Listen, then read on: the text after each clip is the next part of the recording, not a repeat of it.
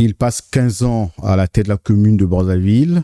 7 ans après son départ, il écrit un ouvrage, Un maire, une ville, bâtir, servir, transmettre.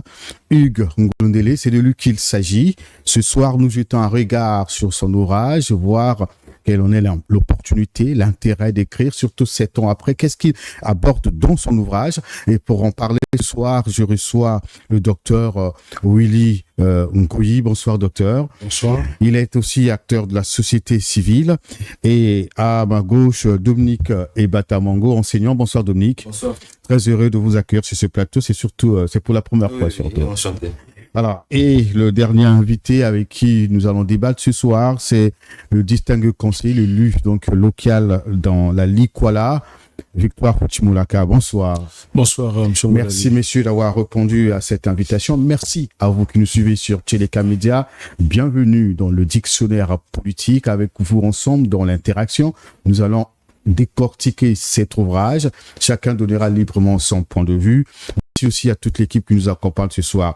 D'entrée de jeu, docteur Willy Nkoyi, vous avez pris le temps parce que cet ouvrage, nous sommes allés le chercher dans des librairies à Brazzaville. Le stock était presque épuisé.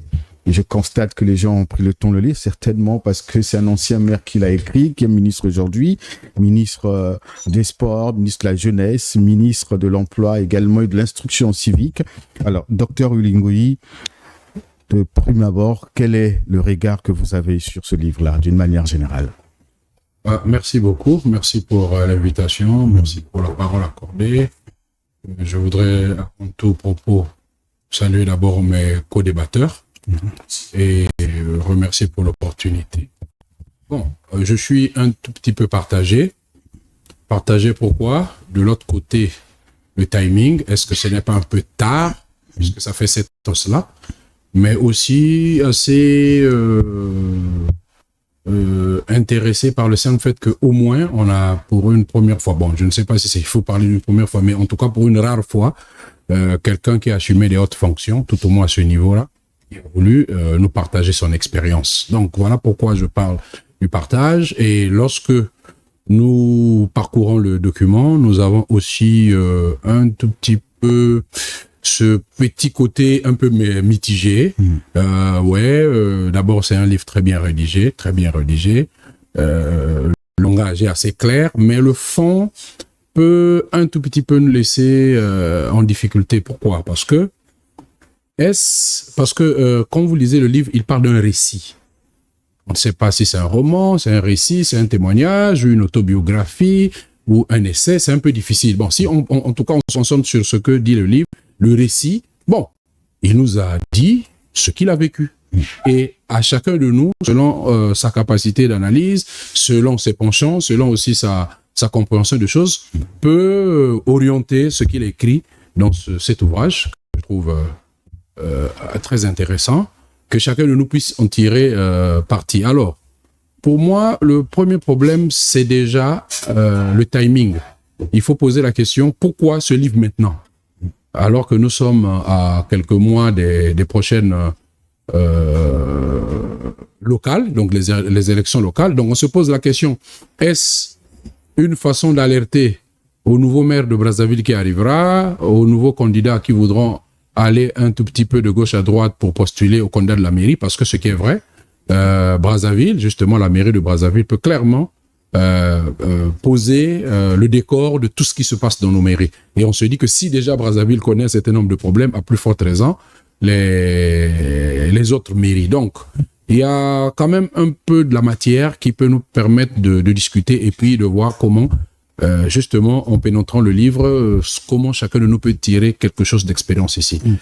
Pour terminer, peut-être, dans ce propos préliminaire, je voudrais peut-être aussi ne pas faire la fine bouche et puis saluer l'initiative, parce qu'ils n'étaient pas habitués. De toutes les façons, nous, les Africains en général et les Congolais en particulier, n'avons pas l'habitude d'écrire. Et si déjà le ministre Hugues Ngondele, ou en tout cas le maire, parce qu'il écrit ici en tant que maire, je pense que c'est quand même à son bénéfice.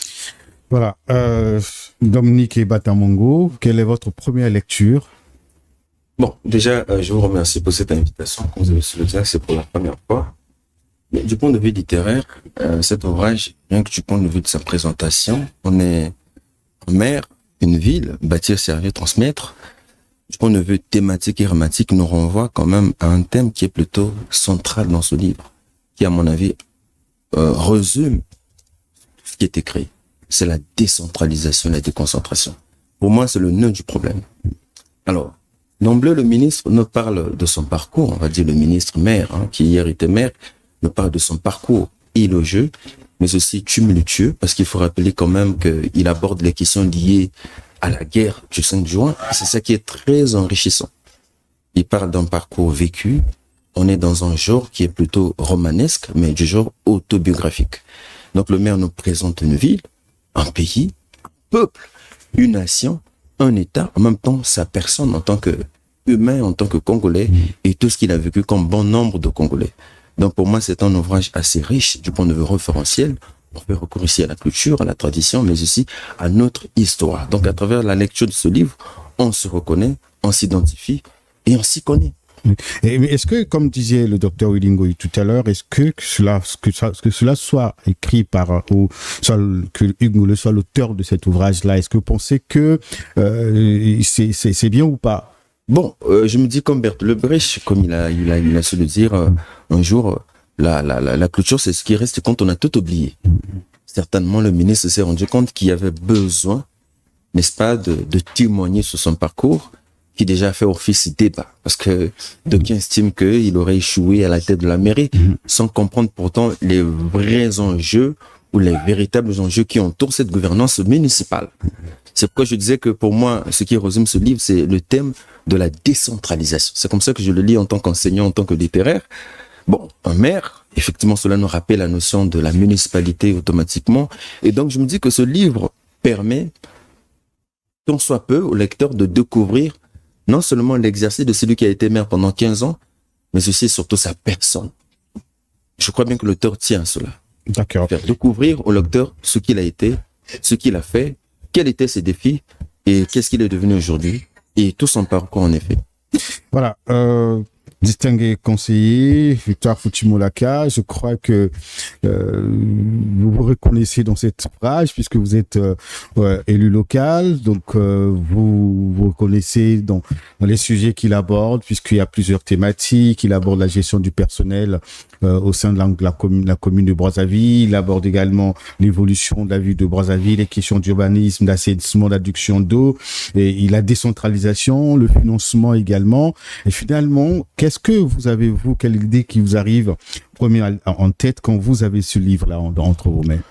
Merci beaucoup, Monsieur Ngolalu. Bon, quand j'ai lu le livre, Un maire, une ville, je me suis rendu compte, c'est comme si Ngolo Ndele parlait un peu de son mémoire. C'est une forme de mémoire dans la mesure où il raconte un peu sa trajectoire sociale, sa trajectoire politique et ensuite sa trajectoire professionnelle dans ce bouquin.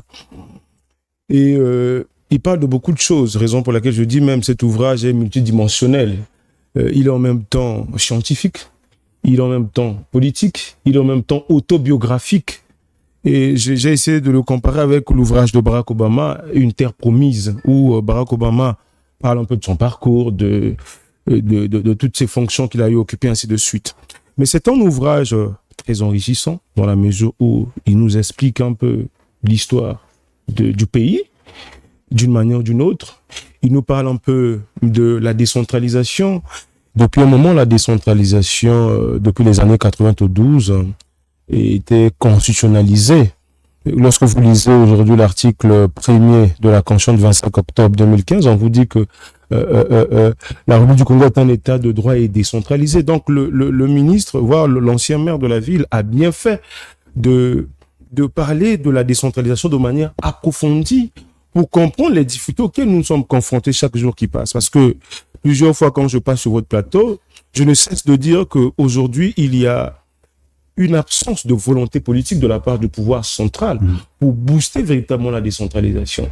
Parce qu'il peut arriver que vous accusez les autorités locales de ne pas travailler comme il se doit. Mais parfois, le gouvernement central ne met pas les moyens à la disposition de ces élus locaux, voire de ces autorités locales là, pour bien faire le travail. Donc, il a bien fait de mettre cela à la disposition de la population. Mais c'est là où je rejoins Willy Ngoyi. Nous, les Africains, nous n'avons pas tendance de beaucoup écrire. Nous sommes plus dans la transmission orale. Alors que c'est toujours important, si nous voulons que la société avance, de transmettre par l'écrit. Parce que l'écrit reste. Alors que l'oralité, parfois, on peut perdre des pédales. Voilà. Docteur Willy Ngoyi, il y a une partie de l'opinion congolaise et même d'ailleurs qui pense que le profil de l'auteur, en réalité, pose problème. Il est au pouvoir, il est du pouvoir, on peut le dire.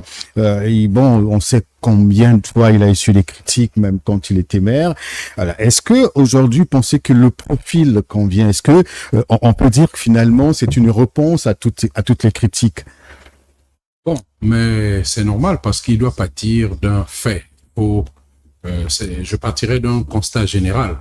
J'ai souvent l'habitude de dire que le Congo est un pays de divorcés. C'est-à-dire qu'il y a un grand divorce entre le Congo institutionnel et le Congo réel. C'est ça le problème. Et quelle que soit la personne, lorsque vous êtes drapé de quelques fonctions publiques, vous avez un a priori négatif. Et malheureusement, nous ne travaillons pas sur ça. Et je ne peux pas dire qu'ici, qu'il y a un homme politique qui soit vraiment, comment on appelle ça, bien apprécié. En fait, si on enlève bien entendu les flagorneries. Donc, c'est normal qu'il pâtisse de cet a priori négatif. Et je voudrais aussi ajouter une chose. Il a essayé de se décarcasser de quelque chose de fondamental, de parler en tant que membre du parti au pouvoir. Il a parlé lui, l'homme. Et c'est très, très important. Donc, normalement, si on veut bien juger ce livre, tout au moins si on reste dans le cadre bien pensé de ce livre, il s'est donné en individu, puisque on sait bien que si M. Golondela était maire de Brazzaville, il était maire du PCT. Donc, la politique qu'il a mis en place pendant les 15 ans, c'était la politique du PCT axée sur la ville. Bon, il n'a pas voulu parler un tout petit peu de ça. Voilà pourquoi, dans mon propos liminaire, je disais, c'est un peu difficile à comprendre. Il y a un peu la partie romanesque, partie sentimentale. Il fait intervenir sa femme. Bon, la guerre du 5 juin, je ne sais pas quel décor il voulait poser, peut-être, là où il a voulu dire que non. L'objectif était d'effacer les stigmates des affres de la guerre. Peut-être on peut comprendre un peu dans ce contexte. Donc, dans ce livre a un tout petit peu pour moi une connotation un peu autobiographique et que si nous voulons le comprendre, nous devons d'abord débarrasser l'homme de ses fonctions politiques. Sinon, forcément, on ne lira pas. Surtout que chez nous, on lit les gens à partir du degré d'affection ou du degré déjà comment on appelle ça?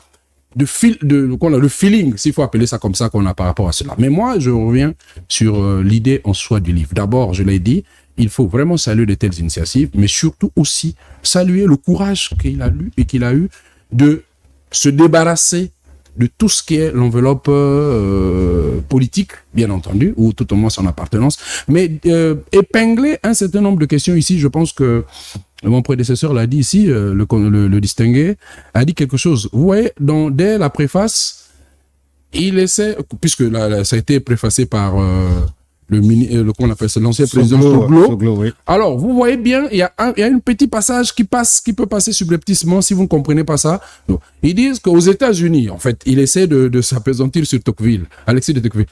Aux États-Unis, le percepteur de l'État prend à l'État pour donner à la ville, alors que chez nous, on prend à la ville pour donner à l'État. Vous comprenez déjà, dès le début, on peut comprendre qu'il se débarrasse déjà de toute critique qui voudra dire que non, il n'a rien fait, parce que ça veut dire qu'il n'avait pas les moyens de sa politique. C'est-à-dire, en dernier ressort, c'est pas lui qui est. Pour moi, dès la préface déjà, vous comprenez à peu près déjà la quintessence de ce qu'il voudrait dire ici. Bien entendu, avec tous les habillages qu'on peut avoir, l'objectif numéro 1 pour moi, c'est peut-être, il faudra que au-delà de ce livre, au-delà de tout, que nous puissions avoir une très grande réflexion sur comment gérer nos villes. D'accord, ça on va en parler, ce sont les thèmes qui arrivent. Alors Dominique et Batamongo, vous êtes enseignant. Est-ce que l'auteur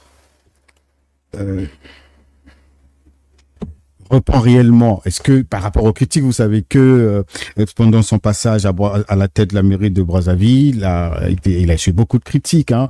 Il y a aussi ceux qui l'ont beaucoup soutenu également.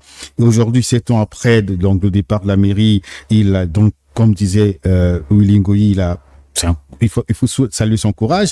Il écrit un livre où il assume en partie son bilan, ce qu'il a fait, ce qu'il n'a pas pu faire. On va en parler. Mais les gens pensent que il n'est pas bien placé pour parler de ce qu'il a dit dans cet ouvrage.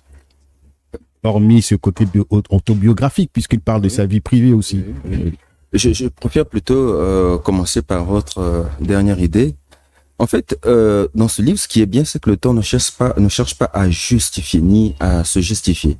Donc, il ne justifie pas son mandat pendant les 15 ans à la tête de la mairie, non plus à se justifier comme s'il il se dédommageait d'une certaine responsabilité morale ou historique. Non. L'auteur nous présente simplement un certain nombre de faits qui remettent en cause notre appréhension des questions de la décentralisation et de la déconcentration. C'est là où je voudrais bien que le débat reste plutôt scientifique et théorique. Parce que si nous sommes un État unitaire, donc nous sommes déconcentrés, nous sommes décentralisés, mais quels en sont réellement les enjeux?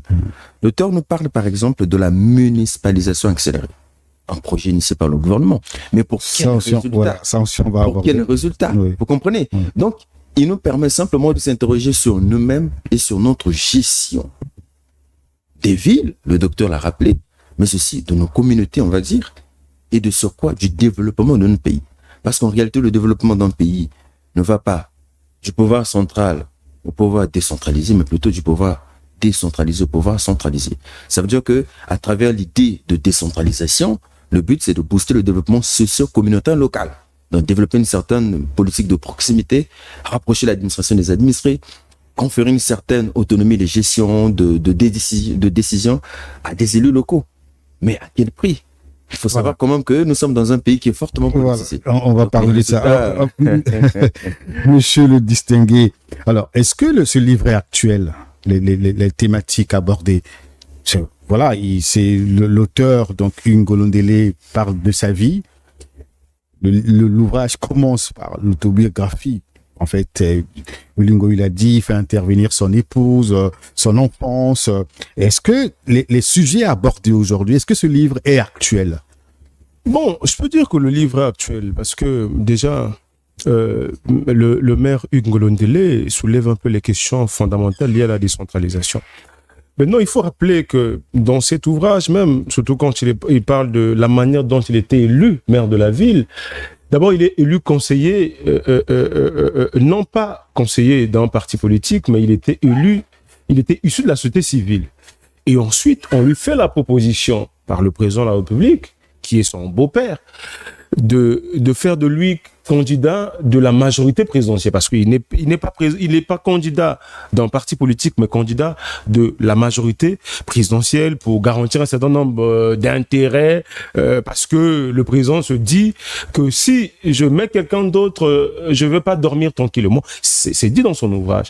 Donc ça permet à la jeune génération de comprendre un peu non seulement les enjeux politiques, mais de comprendre comment le système du pouvoir fonctionne. C'est un ouvrage très intéressant parce que lorsque vous lisez les tractations qui existent dans le pouvoir, vous comprenez que c'est pas parce que vous êtes brillant, mais parce que parfois ça dépend de la volonté d'un homme.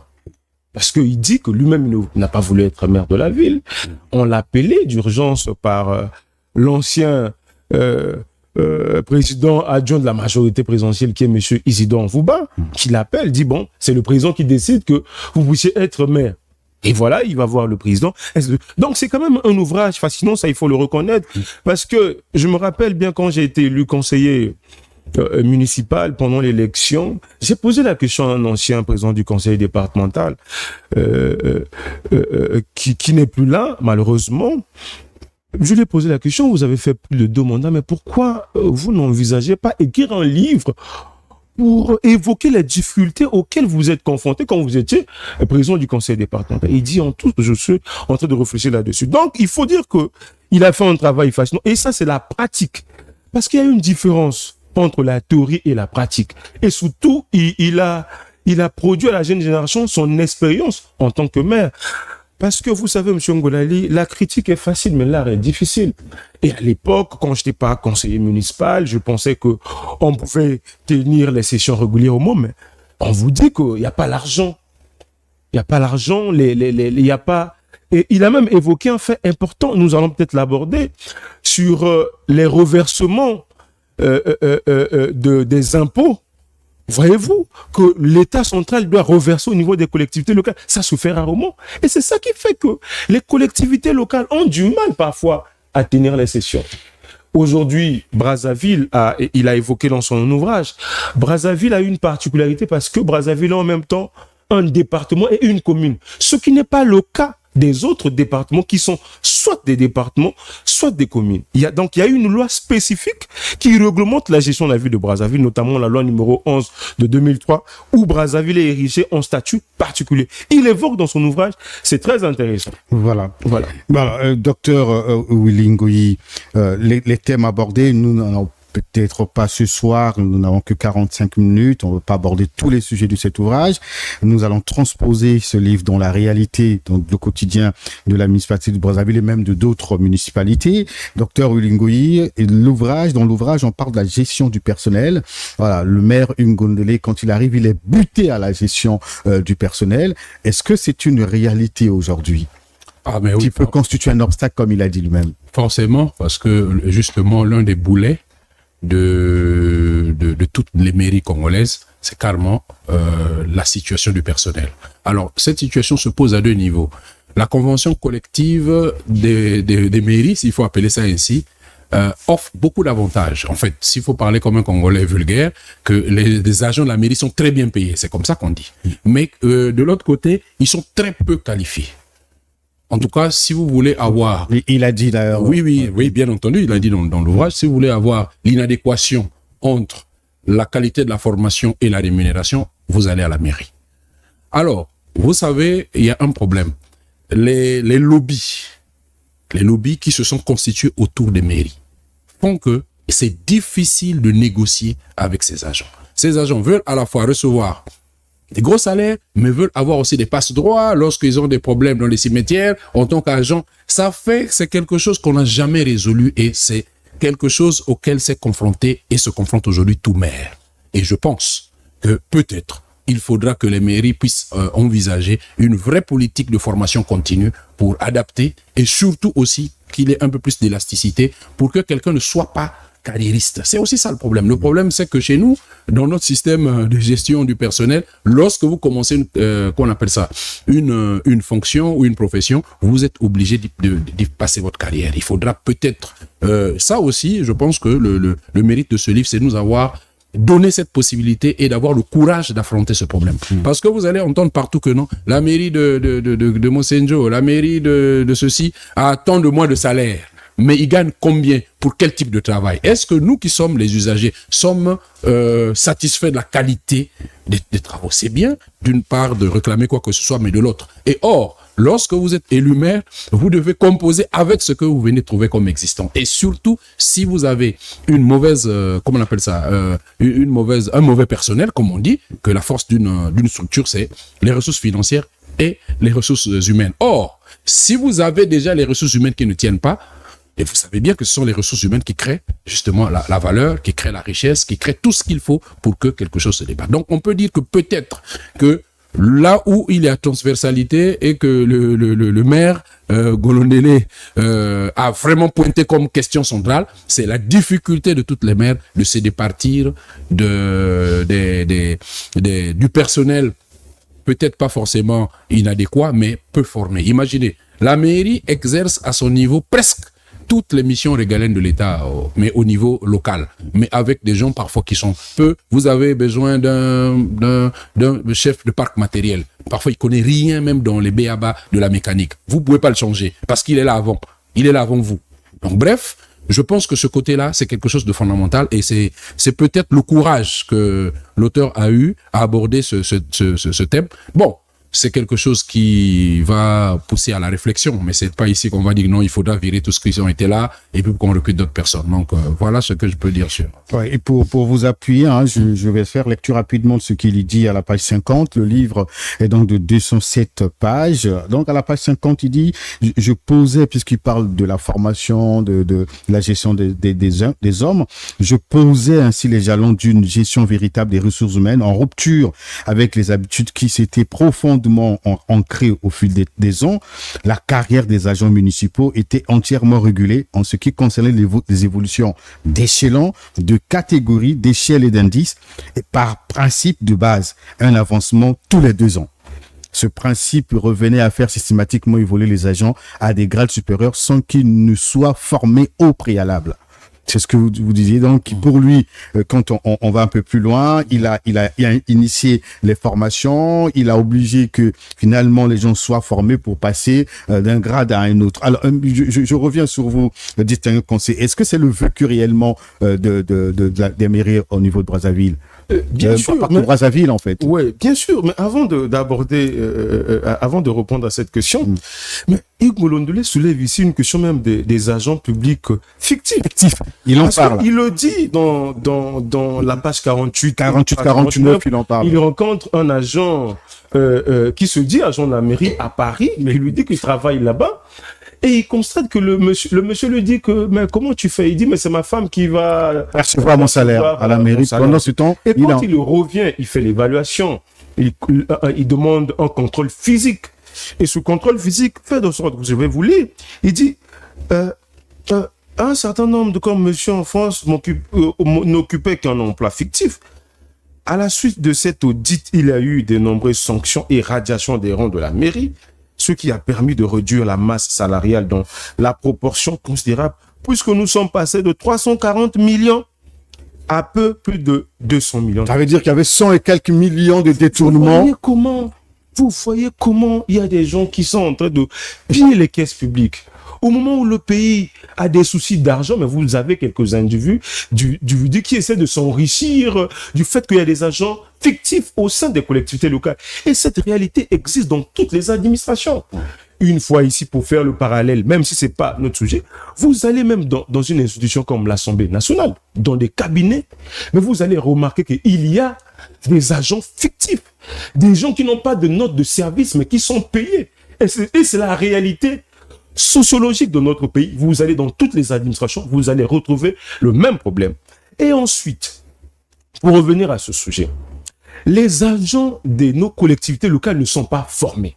Et il a soulevé ce problème de la formation, raison pour laquelle je suis de ceux qui pensent, de ces conseillers qui pensent que il faut qu'au niveau de l'ENMA, par exemple, qu'on ouvre une filière, je ne sais pas si c'est fait déjà, de l'administration des collectivités locales, pour qu'on ait au moins un personnel bien formé, un personnel qui peut comprendre le sens des collectivités locales. Mais malheureusement, le recrutement se fait de manière subjective parce que c'est un petit qui a battu campagne pour moi et je suis maintenant membre du bureau exécutif de la mairie. Je le recrute, mais parfois il ne sait ni lire ni écrire. Raison pour laquelle vous allez même remarquer qu'aujourd'hui, avec la nouvelle loi électorale, sur la candidature aux élections locales, on exige même le bac. Ouais. Mais, M. Ngolali, certes, ça peut frustrer certaines personnes, mais moi qui suis conseiller, je vous dis, il y a des conseillers qui ne peuvent même pas lire un document. On fait comment avec des tels conseillers? Et c'est une réalité qui existe dans toutes les collectivités. Et Ngolondé a été buté à cela. Il a été buté à cela. Et avec la corruption, le système des agents, parce que même quelqu'un qui a le CEP, il veut commander quelqu'un qui a la licence, qui a une maîtrise, ainsi de suite.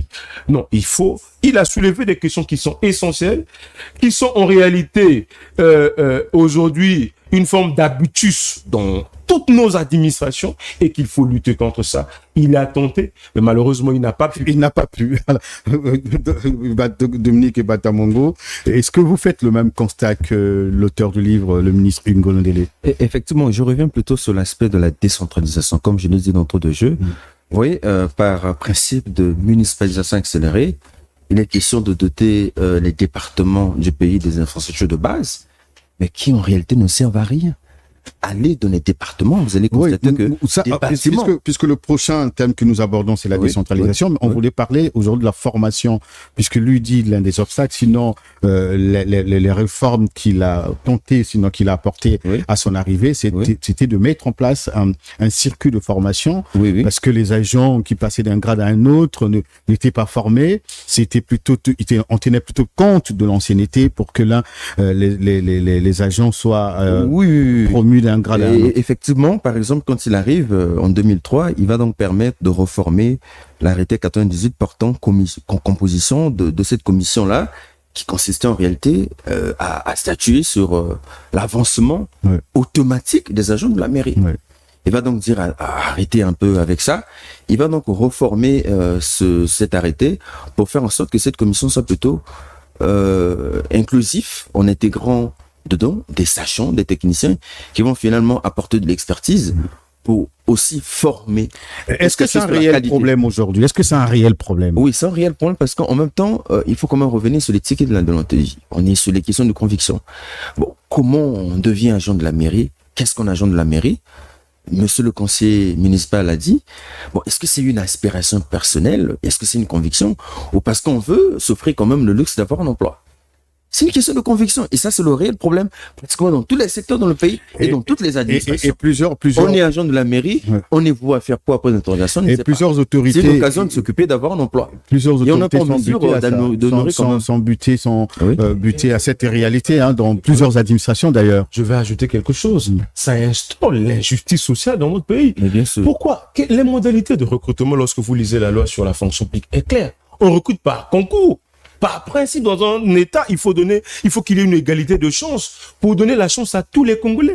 Mais comment on procède au recrutement des agents publics des collectivités locales? C'est un recrutement subjectif. Et il a dit dans son Et livre. qu'est-ce qui se passe? Parce que c'est un parent, on le recrute. On le recrute. C'est la même réalité qui existe à l'université Marie-Ngouabi. Lorsque vous allez, la plupart des agents publics de l'université Marie-Ngouabi ne sont pas recrutés par concours. Ceux qui sont dans l'administration, bien sûr. Je ne parle pas des enseignants. Le personnel de l'université Marie-Ngouabi.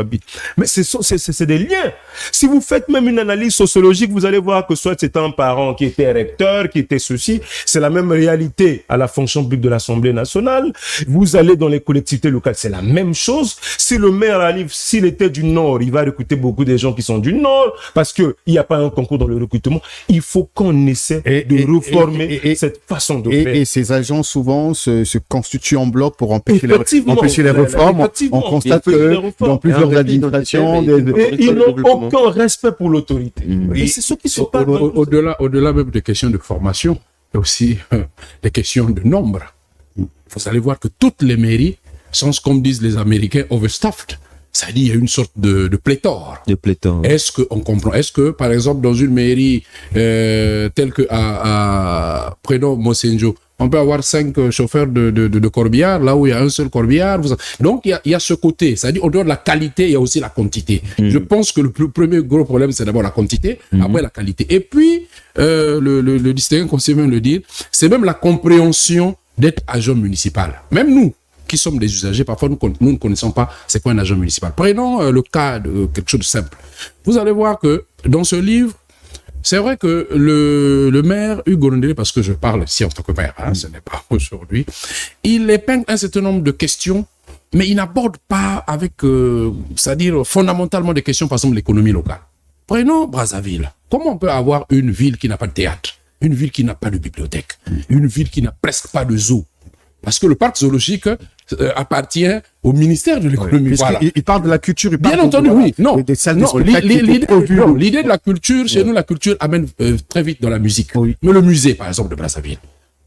Le musée, par exemple. Prenons, nous avons un ballon d'or. Je l'ai toujours dit, nous avons un ballon d'or qu'on appelle Moukila Saya. Si aujourd'hui, mes enfants disent, bon, papa, nous voulons aller voir le ballon d'or de Moukila Saya, on verra ça. Donc, il y a aussi tout ça. Quand je dis la compréhension de même l'idée de l'agent municipal, c'est aussi avoir le déclic dans la tête que lorsqu'on est agent municipal, lorsqu'on est maire, on est aussi acteur économique local. Il ne s'agit pas politique ou administratif, parce que nous le voyons, la qualité, bon voilà, les mairies sont propres, la morgue ça va, tout. Mais qu'est-ce qu'on fait pour impulser?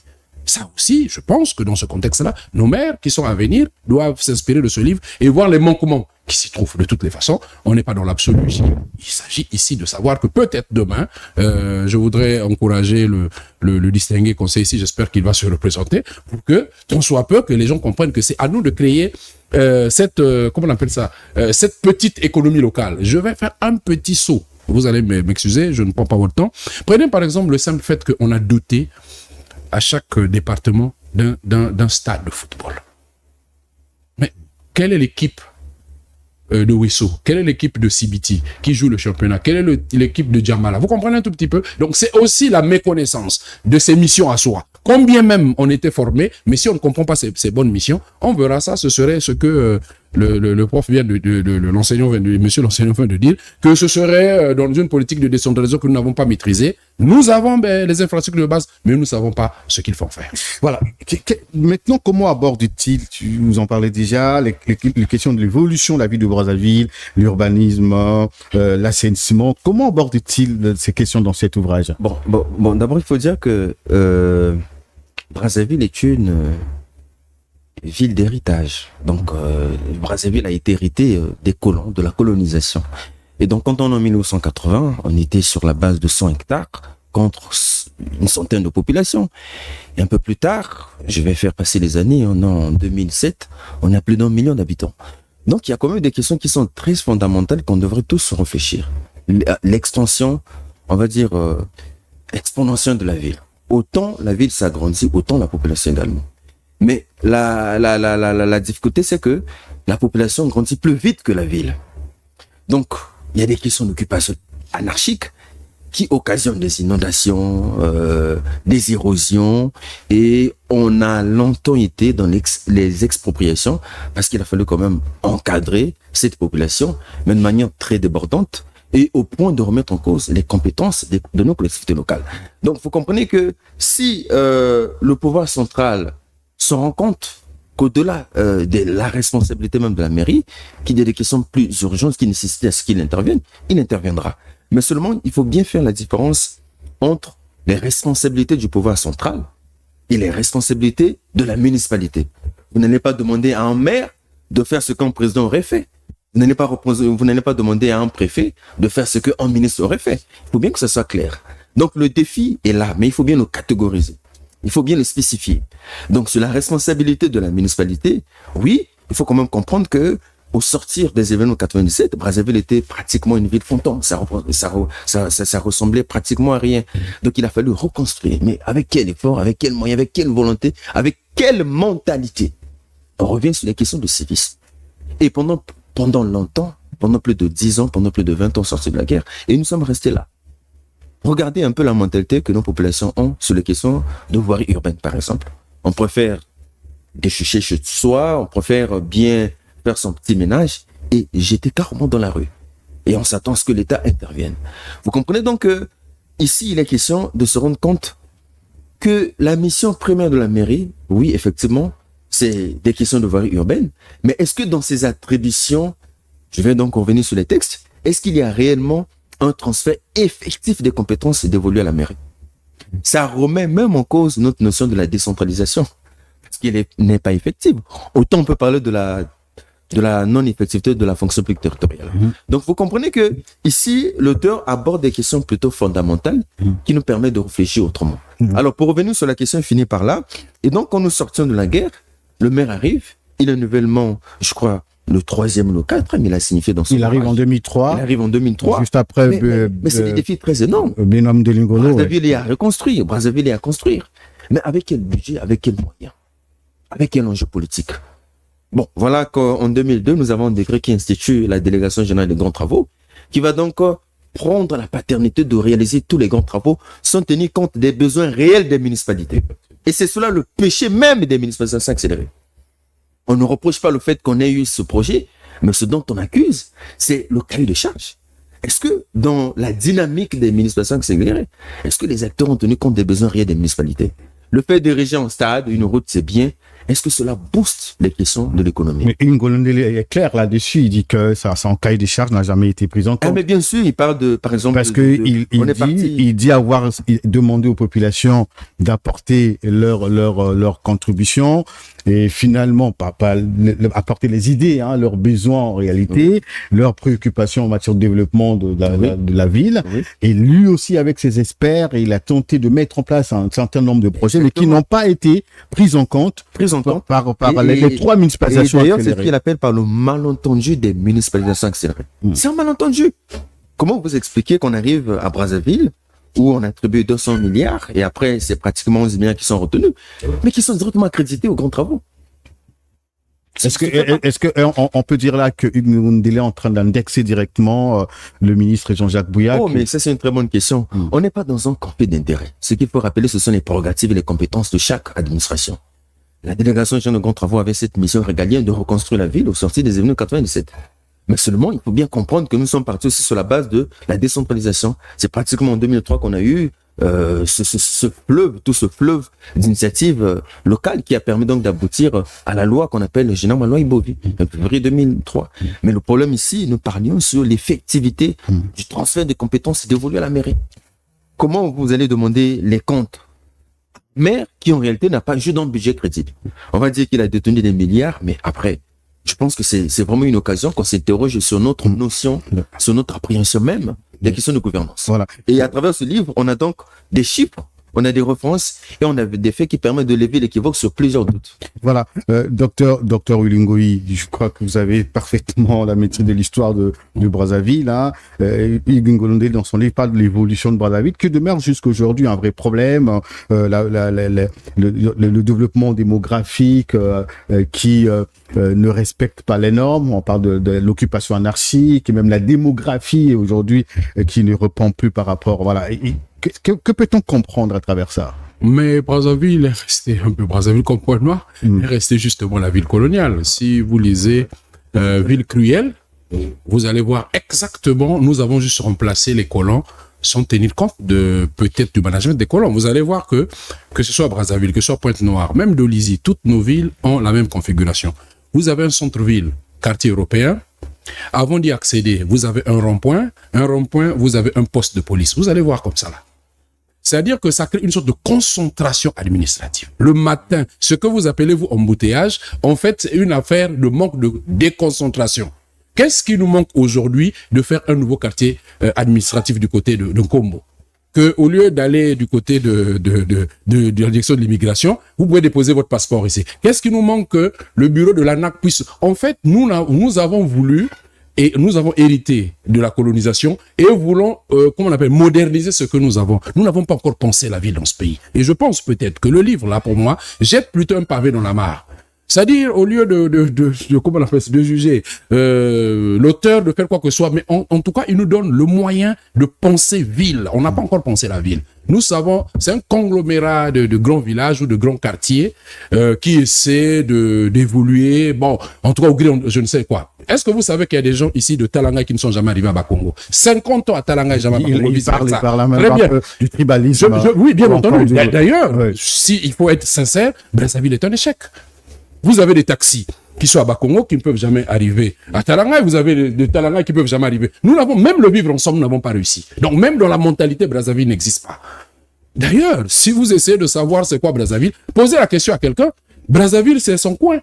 Brazzaville, là, parle Lingala. Brazzaville, là, parle Lari. Brazzaville, là, parle Kituba. Dans une même ville, vous êtes même incapable de parler un seul langage. Et bon, bien que je ne suis pas bibliste, vous connaissez la multilingualité dans la tour de Babel. C'est difficile que vous entendez. Donc, quand quelqu'un fait ceci, celui-là tire là-bas, dès qu'on construit un truc ici, on aurait dû mettre ça en fil ou qu'on met en fil ou non. Même le choix des lieux où il faut bâtir quoi que ce soit, c'est difficile. J'ai parlé ici, par exemple, des bibliothèques. Imaginez si on dit, bon, la bibliothèque, on va la mettre à Tielampo. On dit, ah non, là-bas, c'est de la Teke. On va commencer toujours à avoir des petites connotations. Donc, bref, pour moi, le livre-là doit être le début de la réflexion que nous devons avoir sur la politique de la ville. Et il déplore et regrette même que la municipalisation, qui devait en réalité réparer ce que vous dites, n'a réellement pas apporté les solutions. Bien entendu. 3 municipalisations à Brazzaville. Non, le problème, c'est que, mais c'est quoi municipaliser? Parce que c'est un concept, mais bon, dont le contenu n'est pas maîtrisable. Municipaliser, c'est quoi? C'est-à-dire, si vous rendre, est-ce que Brazzaville n'était pas une municipalité déjà pour municipaliser? C'est comme, on va vous dire, on va vous humaniser. Vous qui êtes déjà un homme, on peut humaniser un chien, on peut humaniser un arbre, mais est-ce qu'on va municipaliser quelque chose qui est déjà une municipalité? Bon, je ne sais pas, comme je n'étais pas dans le secret de ceux qui ont voulu créer ce concept. Bon, au moins, dans l'idée, on a voulu faire accélérer un certain nombre de constructions d'infrastructures, ce qui n'était pas mauvais. Mais quel type d'infrastructure pour quelle politique? Pour quelle politique économique? Pour quelle politique? Prenez par exemple quelque chose de simple. Dans l'ancien temps, vous avez l'université Marien Wabi, on disait que c'était la plus grande université du monde du point de vue de la superficie. Parce que vous aviez leader qui était de l'autre côté, vous avez ceci, cela, tout.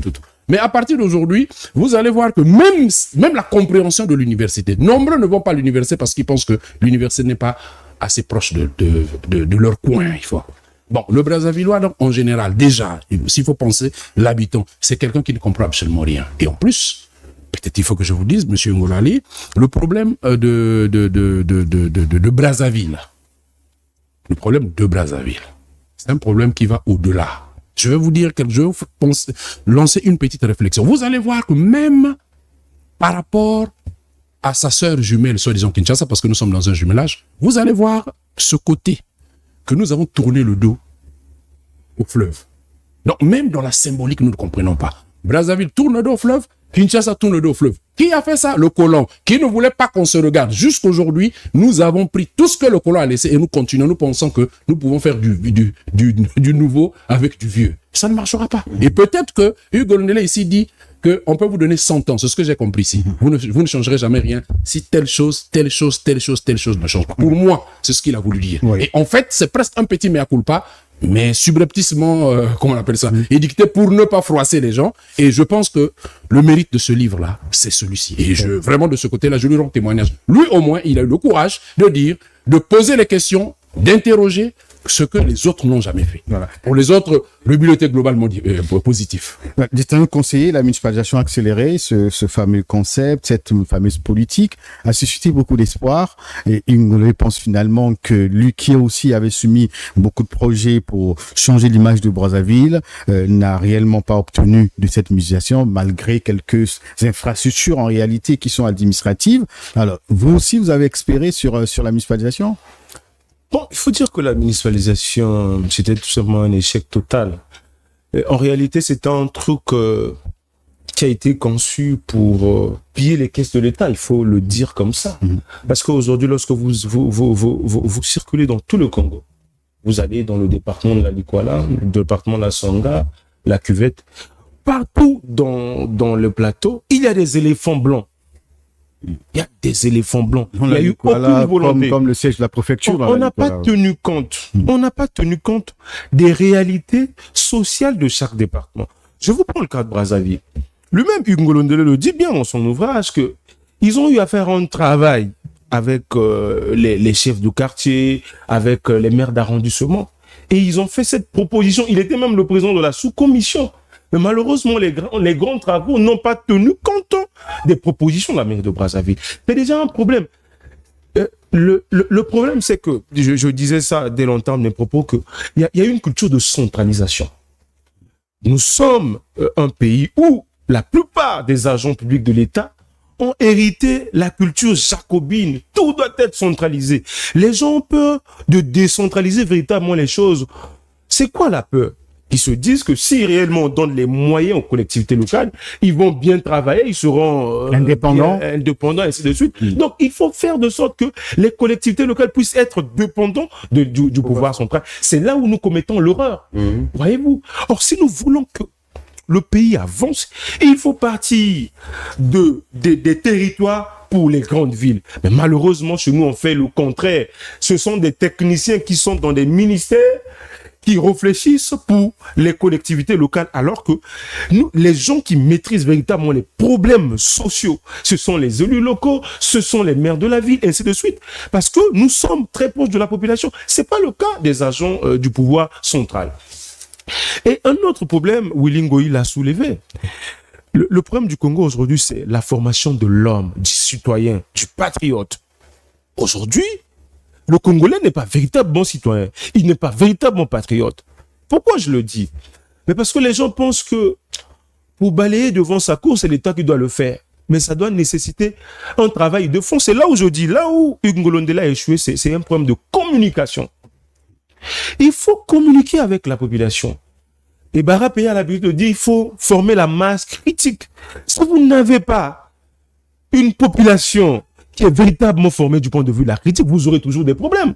Donc, il faut former la masse critique. Et ensuite, il faut former l'homme congolais. Aujourd'hui, on nous a fait croire que lorsque vous occupez des responsabilités, il faut piller les caisses de l'État. C'est ce qui se passe. Voyez-vous? Donc, il faut donner véritablement les moyens aux collectivités locales. Monsieur Ngolali, je vais vous prendre un exemple très simple. Nous sommes élus en juillet 2022. La loi dit que nous devons tenir 3 sessions dans l'année. En 2023, on n'a tenu qu'une seule session, la session budgétaire. Ça veut dire qu'on n'a pas tenu la session administrative, la première session administrative. On n'a pas tenu la deuxième session administrative. Miraculeusement, en 2024, on a tenu les 3 sessions. En 2025, on n'a pas pu tenir la session budgétaire. Comment voulez-vous qu'une collectivité locale fonctionne? On tient la collectivité, la session budgétaire. On doit tenir cette session en février. On tient la session en mai. Et après, plus rien. Et jusqu'à ce jour, on n'a pas tenu de session. C'est Brazzaville qui a peut-être, avec la morgue, comme le disait à l'époque l'ancien maire de la ville Okemba, que la morgue était le poumon de la mairie. Ils ont au moins les moyens. Ce qui n'est pas le cas des autres collectivités locales qui ne peuvent pas tenir les collectivités. Donc la décentralisation ne fonctionne pas.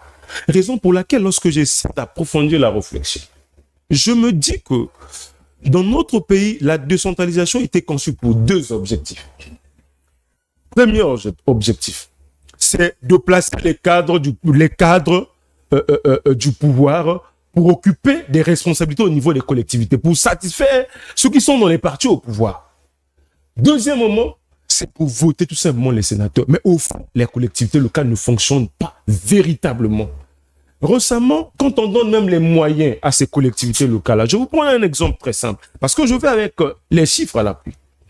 Lorsqu'on donne, par exemple, 500 millions à une collectivité locale telle que la commune d'Infondo, pour municipaliser la ville, c'est ça aussi l'expression, pour permettre au maire de la ville de mettre en place les pavés dans les ruelles, pour essayer de désenclaver la ville. Mais lorsque vous voyez le fonctionnement, c'est même pas contrôlé par l'État. Et ces maires-là ne font même pas les appels d'offres. Voyez-vous? Et c'est un système qui a été conçu pour piller l'argent de l'État. Mais on ne peut pas faire avancer un pays comme ça. Il faut qu'il y ait le patriotisme. Sinon, nous n'allons pas avancer. Voilà, on chute par la décentralisation. Vous en parlez depuis. Vous pensez qu'aujourd'hui, c'est un échec ou bien finalement, ça demeure encore une vraie préoccupation? Bon, c'est faux, loin de là, c'est faux. Et je crois qu'il y a eu une volonté. Il y a eu une volonté de municipalisation, comme le docteur a su le dire, du moins de par la forme. Mais au fond, je pense qu'on est loin d'avoir réglé le problème. Il faut revenir sur le fait que, je vais donc revenir sur le livre et prendre la page 178, où l'auteur parle, comme disait, je le cite d'ailleurs, comme disait le père Christian, page 178, comme disait le père Christian dans un article de la semaine, Africain numéro 373, en mars 2017, à notre époque de mondialisation et de construction laborieuse des institutions continentales, la collectivité locale, le territoire demeure la brique de base du développement, de la gouvernance et donc de la démocratie. Comment voulez-vous qu'on aspire au développement si nous ne tenons pas compte en réalité de la masse? Ce que j'appelle la masse ici, ce sont les entités administratives territoriales, qui chacune d'elles pose un problème réel de la base de notre développement. Donc je me dis qu'on n'a pas peut-être échoué, mais il y a quand même un manque de volonté politique. Cette volonté de considérer qu'il faut réellement conférer une libre administration à nos entités territoriales décentralisées. Je dis bien décentralisé parce qu'après, on a aussi des préfets, des sous-préfets qui représentent plutôt des entités administratives déconcentrées. Donc, il faudrait qu'on revienne sur cette question et que nous comprenions que la municipalité représente réellement un véritable enjeu de développement. Et s'il y a lieu que nous réfléchissions théoriquement, mais alors scientifiquement, pour mieux modeler la question. Voilà, 207 pages, on ne peut pas tout épuiser ce soir dans cette émission. Nous sommes arrivés à la fin, je fais le tour de table rapidement. Je commence par le docteur Willy. Qu'est-ce qu'on peut finalement retenir ce soir, sinon retenir de cet ouvrage? Vous l'avez dit que c'est un pavé, jeté dans la mare, comme vous l'avez dit tout à l'heure. Alors, qu'est-ce qu'on peut retenir? Mais on peut retenir déjà de la bonne volonté de quelqu'un qui a occupé les fonctions publiques et qui a voulu rendre compte. C'est déjà une sorte de redevabilité, mais aussi une interrogation sur nous-mêmes, les Brazzavillois. Je vais faire peut-être une digression, mais allons dans le sens. Allez demander à un Brazzavillois même la signification des noms des quartiers. Dites aux gens de Talanga, pourquoi votre quartier s'appelle Talanga? Ça veut dire quoi? Pourquoi Poto? Pourquoi Bungali? Pourquoi ceci? C'est-à-dire, nous sommes dans peut-être que je vais essayer de faire mieux le concept, la masse critique. C'est-à-dire, nous baignons dans un océan comment on appelle ça, d'ignorance, mélanger aussi, peut-être il y a un petit cas qu'on n'a pas soulevé, je voudrais rapidement le dire ici, la collaboration, pour ne pas dire, ou la relation entre le maire central qui est élu et les administrateurs maires. Et ça aussi, c'est un sujet qu'il flou, aborde également. Mais bien entendu. Ouais. Et je pense que dans le cadre bien compris de la décentralisation, il faut clarifier les choses. Est-ce que le maire, l'administrateur maire, se limite, il est simple officier d'état civil ou il a aussi d'autres types de fonctions? Tout ça, c'est flou.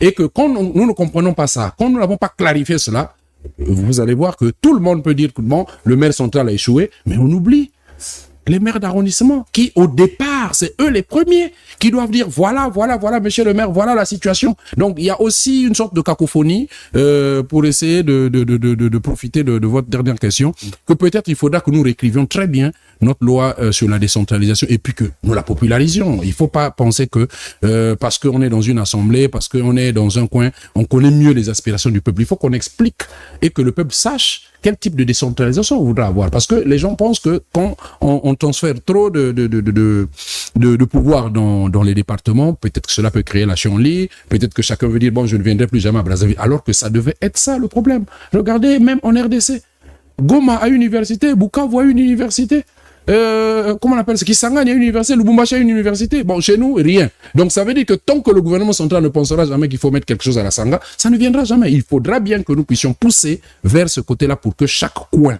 sinon chaque brique, comme on a dit, de base de la République, tel que le ministre l'a écrit ici dans son livre, qu'il puisse prendre ses responsabilités. Pourquoi l'échec soit d'abord local avant qu'il soit central ou gouvernemental? Parce qu'aujourd'hui, si les gens vont à pied à l'école, on va dire, ah, le président Sassou, si celui-là n'a pas mangé le pain, mais c'est normal parce que on a l'impression que le président Sassou doit s'occuper d'ici et d'ailleurs. Alors que si chacun de nous devrait être responsable de son coin, un tout petit peu comme nous le faisons, chaque fois, demander à un Congolais, pourquoi vous avez coupé vos études?